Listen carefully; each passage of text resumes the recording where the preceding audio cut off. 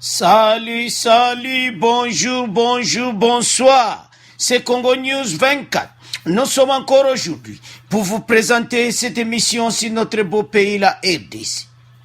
Comme d'habitude, toujours avant de commencer, nous disons merci à Dieu, nous disons merci à nos chers abonnés et téléspectateurs qui nous suivent partout dans le monde et en RDC.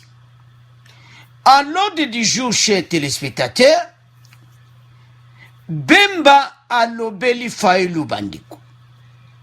Apesi message ne ya fin de l'année, mais ceux qui boyoki yango Bandeko donc eza somo. Bemba lobi ete peuple na biso, il faut penda baza un espoir ya mboka na biso. Baza un espoir ete makambo kokoma kitoko. Bozomona ye wana na ambassade américaine Bandeko, na ambassade américaine tango akenaki kuna. Alors bozomona bena ke Bemba azo supporter Fachipe.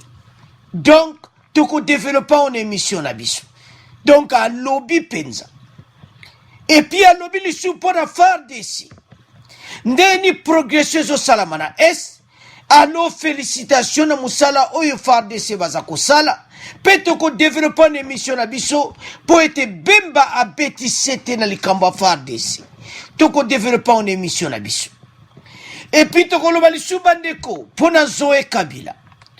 Ilunga akeneko inauguré Bandeko un bateau de 3000 tonnes na Kalemi et pas wapi gouverneur Zoé Kabila. Boko mona vidéo Bandeko ya inauguration ya bateau wana pe boko yoka ba surprise alors toko développer une émission na biso. Bateau moko komo nango amani 3000 tonnes. Alors toko développer une émission na biso. Alors, chers téléspectateurs, Togolobali Bandeko, bas députés bazala qui invalidés, ils seront payés. Ah. Donc, bako futa bango po eza faute na bango te. Eza cour conditionnel ba désordre na bango. Alors, décision quoi? Les 31 députés qui au bazala qui invalidés seront payés par le trésor public. Toko développer en émission na biso. Alors, chers téléspectateurs,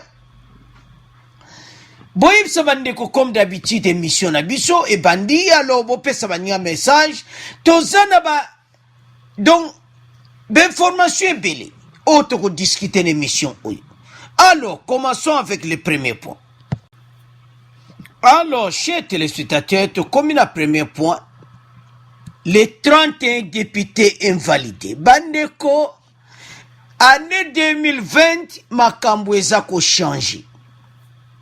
Donc, gouvernement Fachi, makambo ebele ezo changé parce que Fachi azana besoin teto zala bomoko. Ba division news ou ezala qui créé pour l'élection. Alors, babani ko réparer yango bandeko. Les 31 députés seront payés. Lui, Do Balekelai, porte-parole du groupe de 31 députés invalidés par la Cour constitutionnelle, rapporte aujourd'hui que ces deux derniers seront payés, par le trésor public et bénéficieront de tous les avantages reconnus à ceux qui sont au palais du peuple. Mais ils ne siégeront pas. Abandeko décision koi boy, alors bako futa ba 31 députés wana na trésor public. O bazala ki invalidé na cour constitutionnelle. Cour constitutionnelle boy makambo ezali ki pena irrégulier do ba situation ezaki be irrégulier. Alors ba mona kete bandeko oyo ba futa bango les 31 députés. Boy ki bazala ko la libanda na ba mwinda na bango. Alors fouti kolala libanda basali ba veiller de prier balali libanda alors fouti bandeko bango baloba ekenzame na mako idi ba kete facha koyoka bango alors ils seront payés mais bako siéger dans l'Assemblée nationale. Ah ezala wa domo bulu bandeko domo bulu. Nous annonçons une très bonne nouvelle pour les comptes du groupe de 31 députés victimes des arrêts de superposition. Donc, on va dire qu'il va victime des arrêts de superposition il y a cour constitutionnelle. Dans les cahiers des charges que nous avons présentés aux autorités de la République, nous avions demandé la reconnaissance officielle de notre statut comme députés nationaux, mais aussi l'accès à tous les avantages dus aux collègues qui sont en train de siéger au niveau du Parlement, y compris ceux qui sont allés siéger frauduleusement par le biais de la procédure de correction d'erreurs matérielles. Bango balobi bo wana moni batiaki wana pe bakenaki frauduleusement parce que bango penda bavotaki bango. Yaoka makambo tozolobati. Cour constitutionnelle batiaki désordre moko kosakana nango te. Alors, parce que zo mwana clair que ba situation il est irrégulière ezaki ebele. Bakotika bango bongo te. Il faut bango ba bénéficier bandiko. Donc c'est clair. Il faut bango ba bénéficier. Alors décision quoi ils seront payés. Parce que baba lobaki mais bo wana bazakuna. O bazala qui validé. Bazakuna frauduleusement à l'Assemblée nationale. Babimaki te bisonde batu do bimaki. Chers téléspectateurs, eza mawa. Comment la Cour constitutionnelle a boy, Yango, catholique a singé Cour constitutionnelle, Benoît Lembana batune ba démissionné. Eza mawa, do ba vérité à Rakana Souka, alors ba conclut que les 31 députés seront payés. Mais bako siéger l'Assemblée nationale, mais bako fouta bango, bako salape misana bango, baba ko tambola donc. Alors, eza mawa. Eza passe, comment on a la situation buena kati ya RDC. Bango bana ko travailler na ba province wana ba député wana. Alors, et comment le cola va doubler des députés parce que na ba place wana ba député musuba zalaki wana déjà ba tie bango.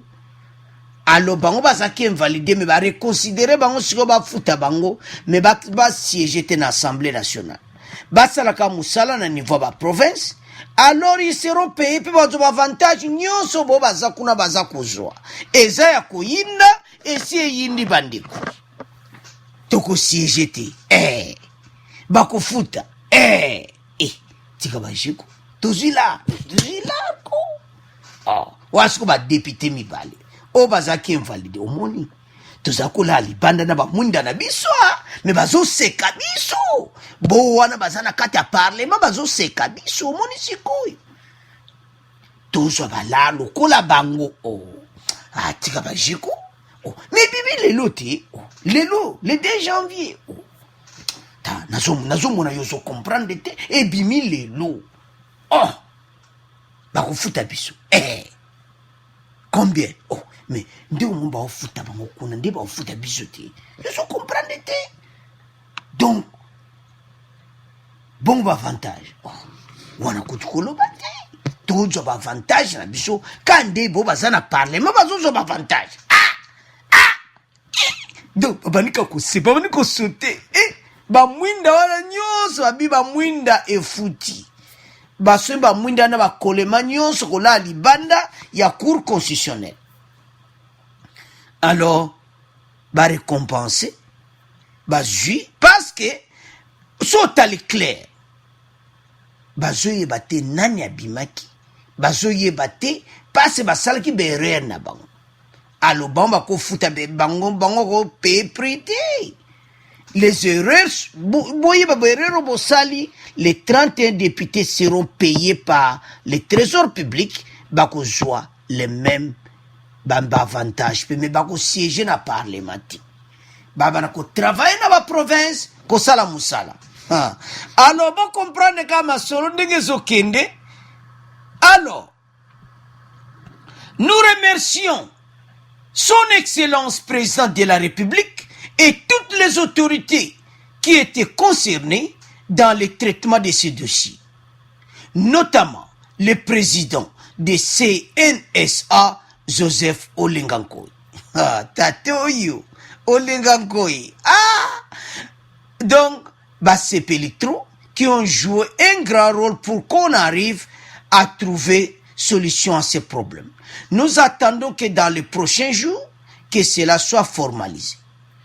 L'information leur a été communiquée par les plus hautes autorités du pays qui leur ont précisé que le mode opératoire de cette mesure sera connu au cours de la réunion interinstitutionnelle qui aura lieu en ce mois de janvier. Ces députés validés et notifiés d'abord par la haute ont été invalidés par la suite par la commission spéciale de rectification d'erreurs matérielles mise en place par la même cour. Bazana raison ko zambongo wana parce que boloba ki bango babimi après boyo koloba keze erreur bango basa invalidé.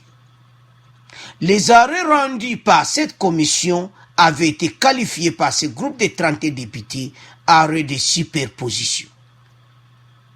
Alors sepeli trop parce que bango basalaki ba démarche ya kosaka nango te. Olengankoy atie pression fati habiti pesa bato wana enveloppe chaque mois bazwa salaire na bango parce que baponaki bango. C'est ça kama kamto oluba que cour constitutionnelle élection ezaki irrégulière bamoni ke bomba ko paye prix. Alors ba démarche salamaki autorité ba décider. Donc les 31 députés bakufuta bango. Ah, eza makamu. 31 députés wana siko. Bozaki invalidé siko bo rejoindre. Boyebi ke eza passe pe mawa. Passe belé bazaki opposition. Et belé bazaki pe akash. Et belé bazaki do bazaki bene belé na kati. Alors mi beke kwe bandeko à vous de commenter na point oyo 31 députés bazili konda bano zambona bango chaque mois et ça faute na bango te c'est une bonne décision mais bako siéger te na parlement bano sami sana bango ya député na ba province mais bako siéger te na parlement. Alors question bandeko bazakutu procédure wana siko ekozala ndenge nini balobi te bakobongisa yango na réunion interinstitutionnelle oyo ekozala na mois de janvier oyo bayeba ndeni bango babanda kotravaille na province mais bakozala na parlement te eza ya koyinda esi eyindi bango bazwi likonda na bango alors masolo ye ekomi ya kitoko do bapase bonne année moko ya vrai. Alors balobi nini merci Papa Fachi oza penda oyebi ko décider ya oto yebi sa bino Fachi ayebi ko tia kimia Olengankoy sali ba démarche alobi me makambu oyo tala batu oyo batu bazo senga na bango bo pesa bango. Alors makambu esimbi bazwila na bango to leki na point oyo to tika na bino to komo leka na deuxième point. Alors, chers téléspectateurs, comme il a point d'absolu à Kalemi, Ilunga a kendaki na Kalemi et pas wapi, il fallait inaugurer bâtiment Oya province ya Tanganyika et puis à Kende ko inaugurer ce bateau. Sylvestre Ilunga a visité les principales réalisations de ces derniers mois à Kalemi, accompagné de Zoé Kabila, le gouverneur de la province de Tanganyika. Il s'est d'abord rendu au siège de l'Assemblée provinciale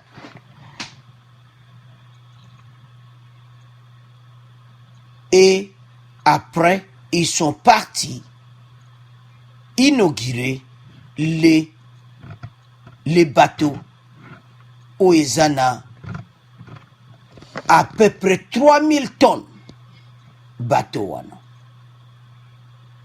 Alors, ezalaki journée moko spéciale. Moko mona na vidéo to gotie la bino bandeko.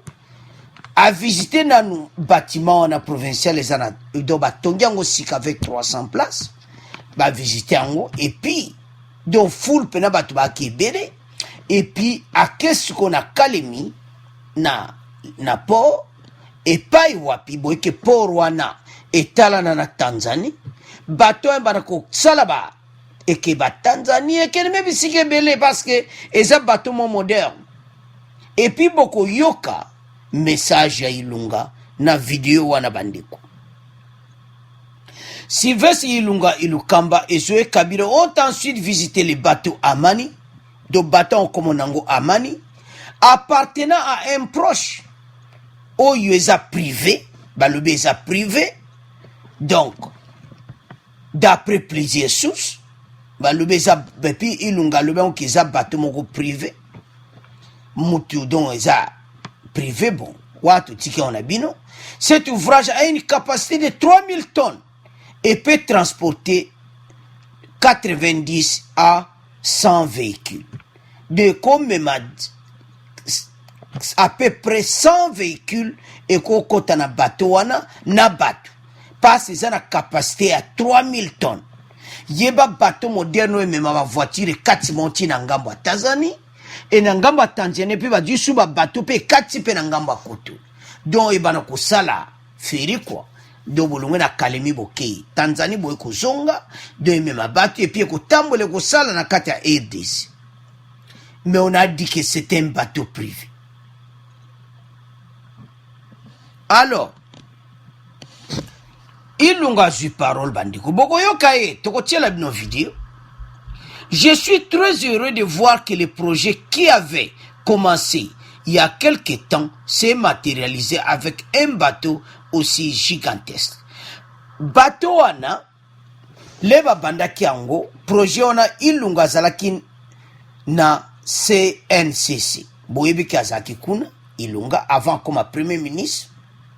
Leba bandaki yango ayebaki yango. Donc c'est un bateau privé pour aider RDC. Alors, alobi Kaza dans la joie. Pour na komona bateau projet où il s'est réalisé. C'est le projet d'un fils de la RDC. Yem talobian. Mais tanga kombo. Atangi kombo te. C'est un projet d'un fils.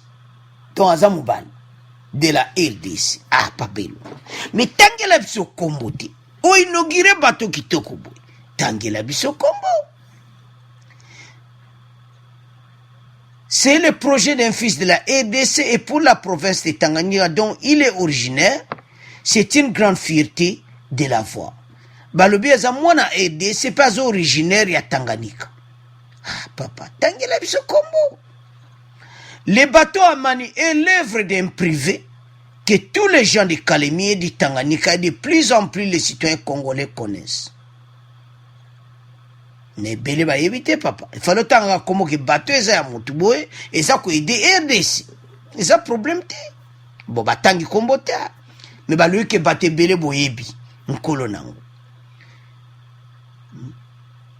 Alors, Ilunga zaki dans la joie ko inaugurer yango.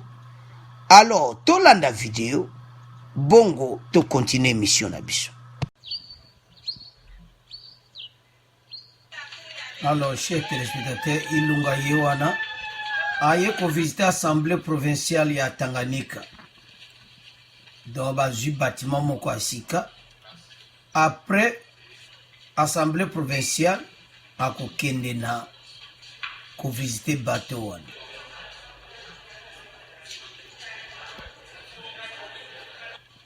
Ah oui, l'Assemblée provinciale à Tanganyika. Nouveau bâtiment.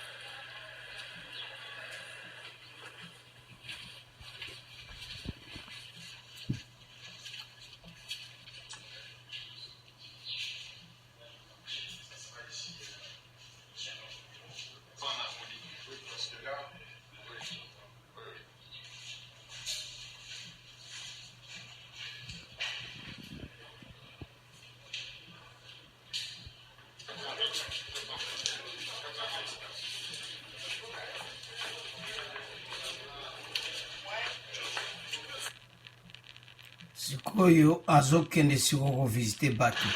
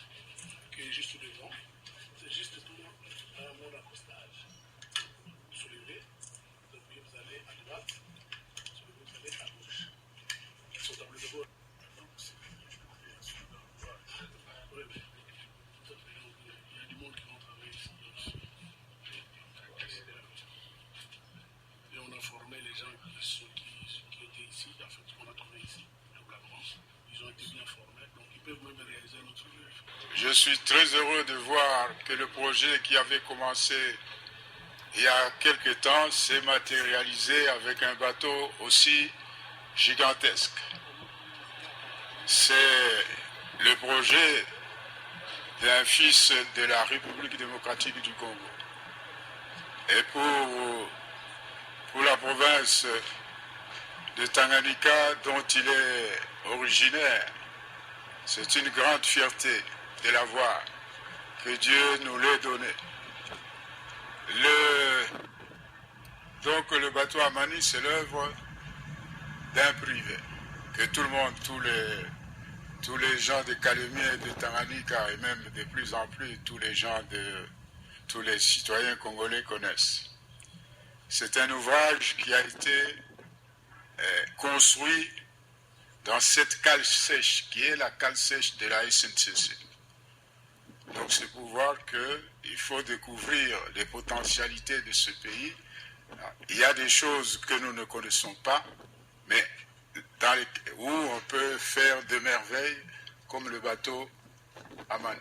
J'ai eu la chance d'être DG de la SNCC quand ça a commencé. J'ai suivi le cheminement et je suis heureux de voir que ce projet a heureusement abouti avec tous les attributs de ce qui peut être fait de grand dans ce pays.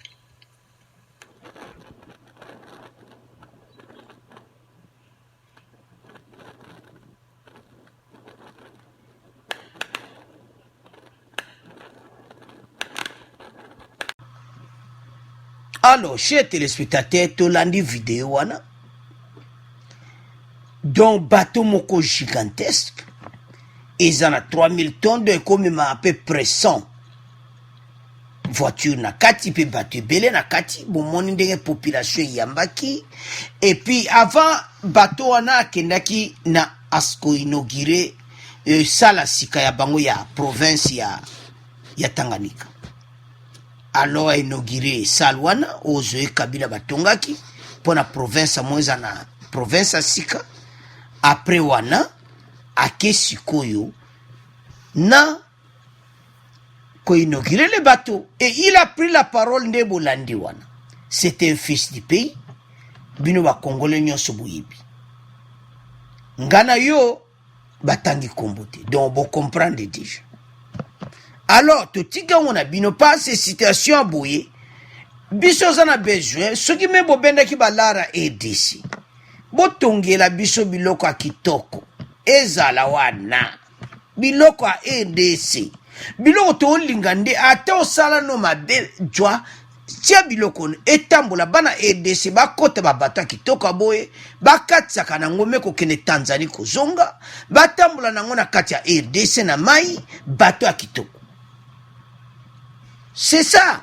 Toluka retour oyibaki ezongsango na ndenge mususu ezango problème te fatia koyamba na parce que yo tongi biloko pour ba peuple basangana alo totike ona bino eza ida kitoko parce que tonga olie ki bokene ko investir pa mususu botonga na RDC eza bambongo ya RDC donc botika ona RDC ba congolais ba réjouir mobiso motoloba mingi ate totika ona bino lo toloba ni na point oyo ete façon ndenge mboka ezotambola il faut botambola na ba stratégie parce que soki makambo ebele tomemaki on a désordre na ndimi te me bateau oyo elingi ezala inobili bateau elingi ezala pete bateau ekosunga peuple ces grands bateaux modernes ekosunga nani peuple congolais malgré ça bateau privé mais osunga RDC yalolo to oloba ke fachi nga otamsa mboka azokenda ngo avec la sagesse po biso tango tolobaka ezalaka mawa tolobaka mabe me toyebi motu nyonso ndeka ilonga lobi na discours wana que c'est un fils du pays pati nyonso bayebi ye donc motu nyonso a comprendre biso kuna tozate problème na biso awa tozobeta sete eza ete ekosunga bana ya RDC nga soki lelo ate osalaki no soki ndeni so bani kotia bana RDC me kokabela bana RDC bambongo nga na kobeta maboko pesa bana RDC bambongo wana RDC peuple congolais ont mérité ba bateau à boui. Bande kwa kalemi bo sepela bo kota nango. Eza ba lobby privé, mais eza ba congolais. Bo kota nango bo y réjouit. Moko ba ute ko inauguré na kote ya Kivu boyebi. Bateau mon père so kitoko. Bo mona ki yango privé facha kota ki na kati. Alors, oya kalemi ba moniete ilunga kene ko inogiri yango facha kena kiti alors elone tento yesa ba Congolais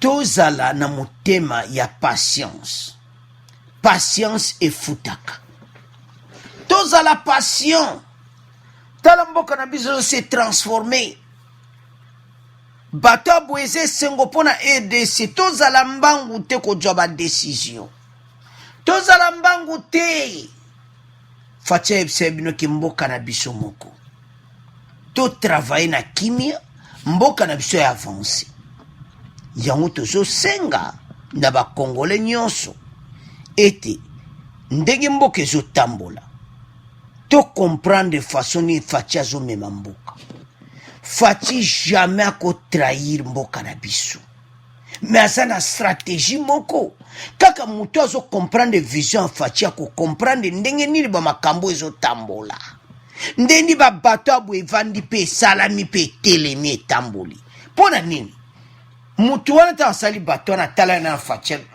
ce sont na tie loko na ngao bakuboto la ngango matalite fachi akuboto la te passe ça n'intérêt à peuple yango wana et fouti pona nini parce que ils ont monana ke président de la République azo soutenir ba œuvre oyo po esunga bana mboka tangu yo président de la République ozo sunga biloko andengwa na makamba kitoko ko sala mebele yango to esa ba Congolais botelema et comme temps oyo mboka na biso zo ke na direction kitoko makambo a bien koya malgré na ka oyo batangi nkombo nkolo na ngote mais bino quand même bo comprendre mais esengo na biso ezete bana RDC bako utiliser yango À vous de commenter to tika on abino to komoleka na point na biso oyo yindisi oyo Bemba alobeli bandeko. Alors, chers téléspectateurs, Jean-Pierre Bemba a présenté ce vœu au peuple congolais et a dressé un tableau sombre de la situation. Dans un message diffusé le 31 décembre, il est revenu sur les élections et puis Yangonde et contribué à la division et à peuple. Après un an de changement de régime sur fond d'élections chaotiques, qui a aussi créé une fracture importante au sein de nos populations, il est temps que nous puissions doter la RDC d'un plan de développement économique et ainsi entreprendre des réformes essentielles. À Lobiboy, et comitant,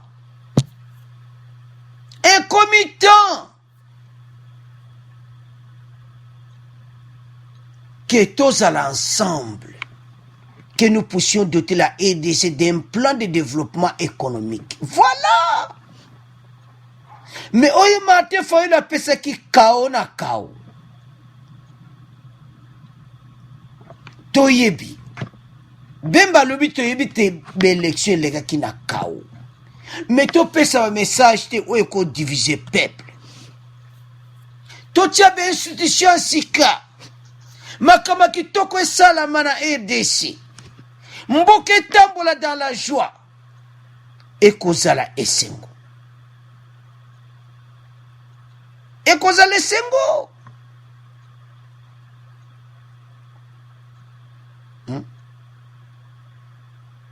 Alors makambo yo tout elekaki dans le passé. Absence de l'autorité de l'État. Makambo tout elekaki dans le passé. Yango est créé makambo ibele na Ituri na Beni Pembinimbo. Il a envoyé un message de réconfort aux militaires engagés dans les zones d'opération. Ah papa, yo quand même reconnaître FARDC. Bemba a reconnaître FARDC. Donc message oyo Bemba lobi bandiko eza vraiment contradiction na oyo ya Martin Fayulu. Ya reconnaître FARDC musala bazako sala. Situation oyo Martin Fayulu atika ko reconnaître ti.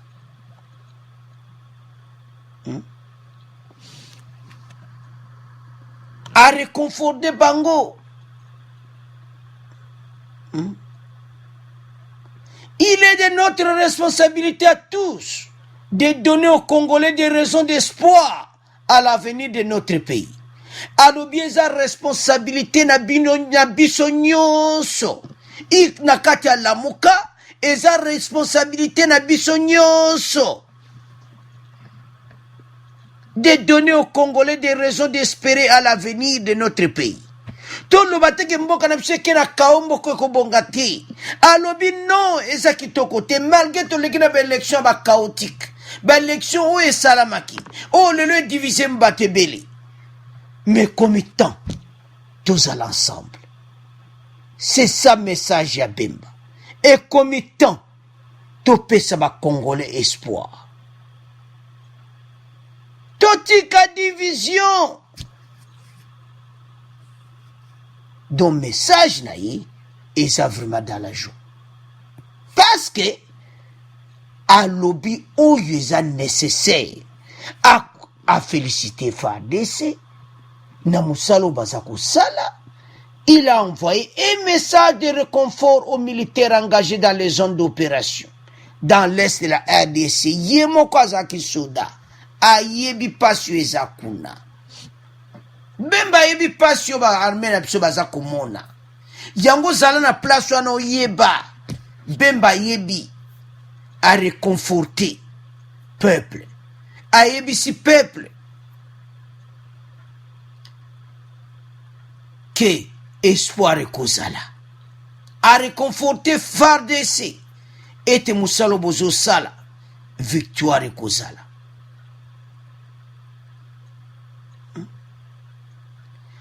Jean-Pierre Bemba a aussi relevé des contradictions entre le potentiel de la RDC et l'état de pauvreté généralisé ainsi que l'insécurité dans le pays.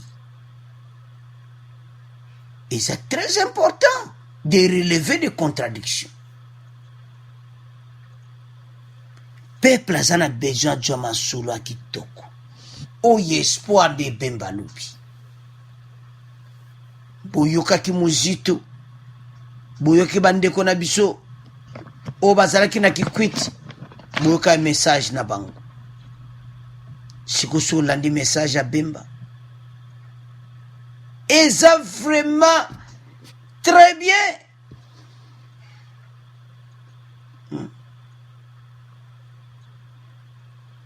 Aluweke ba autorité wana na ese na Ituri na Kivu kuna nyonso absence autorité de l'état yangwane salamaki makambwane salamaki mais lokola FARDC bakomi kuna siko autorité komi kuna sikoyo tokomona ete espoir ekozala bandeko bakongole bazozela ba message aboy bazozela ba message aboy Fatia Outoyeb sa peuple en tant que votre capitaine je vais m'assurer de créer des conditions pour que chacun joue activement son rôle. Voilà un message au Fatia Pesaki.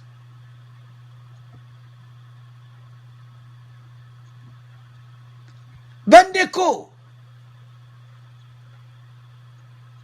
mboka na biso ezana ezokende na ndenge ya kitoko.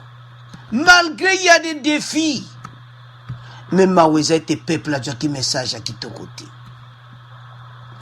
Peuple a qui message à kitoko te. So peuple a qui message à kitoko.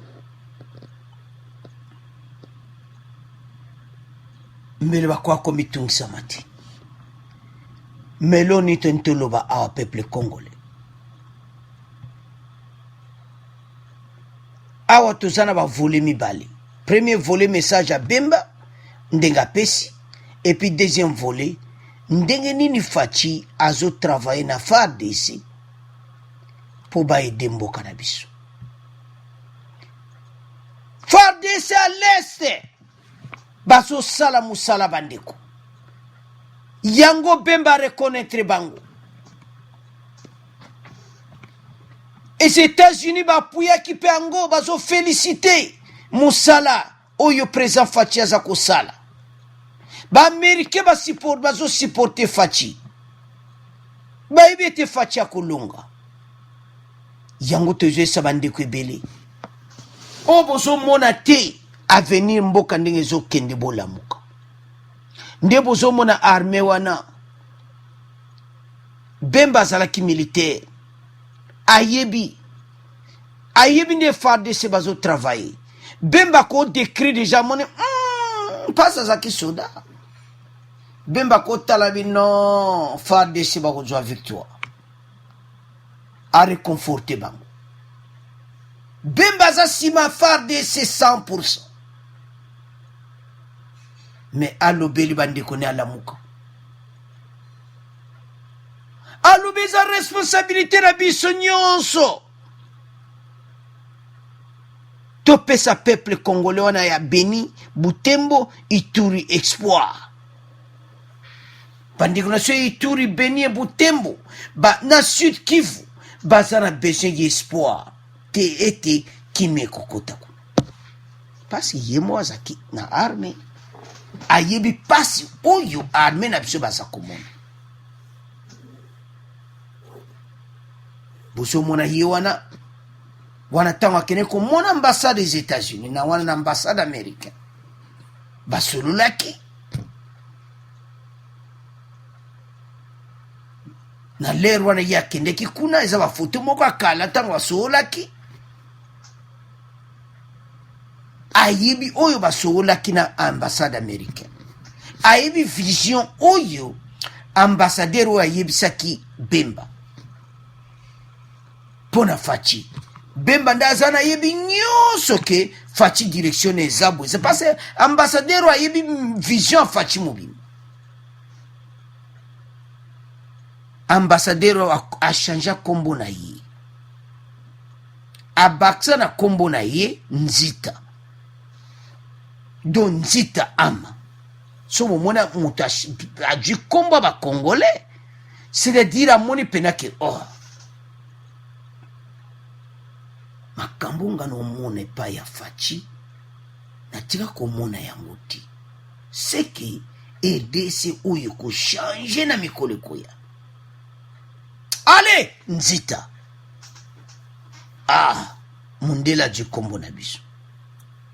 Amoni ke RDC comme na niveau mon parce que bango ba yebi que to sana ba minere biloko ba amerika ba yebi. Bino bokati tangu bemba kendaka kuna, tangu basoolaka, masolo na basoolaka, bemba zana ngoti lelo. Ayebi ke Fachi ndenga zawana za bien supporté. Ayebi ke Fachi za blindé. Bemba yebi yango très bien. Yango azisa bande kwa lamuka, bokeba na maloba. C'est notre responsabilité. C'est notre responsabilité ya couper sa peuple espoir. Parce que Bemba yebi. A réconforter armée na biso. A lobby, beaucoup de victoire. Pourquoi le bibon? Parce que yebi était. Fachi aza sima ya armée 100%.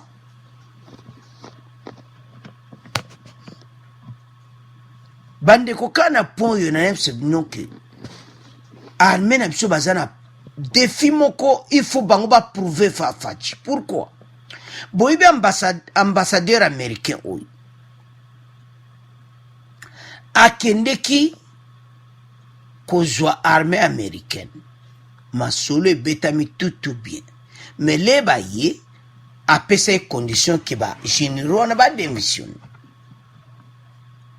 Ba généraux wana pe après masolo ba tingami na ba poste Fachi sugelo ne asali albino nyonso bokende kuna na est bo mwame John Numbi pe ba tindi kuna bino suge fu bo prouver nga le contraire parce bino bo moni ke boko silisa yango il faut bo prouver nga donc ezake eza défi mo bazana ngo pe armée bango fu ba laksa Fachi ke penda to ye musala to boya ki ba américain to ko réussi ba américain bazaka l'arrière plan bazako ide mona masulu mais balingi bango bazana kati ya terrain ba ese ba américain boye de biso me boza biso moto za na terrain alo Fachi ese bango nyoso bino tout quartier général comme na Beni ana Kinshasa le shooter donc quartier général a fa DC comme na Beni bo comprendre siko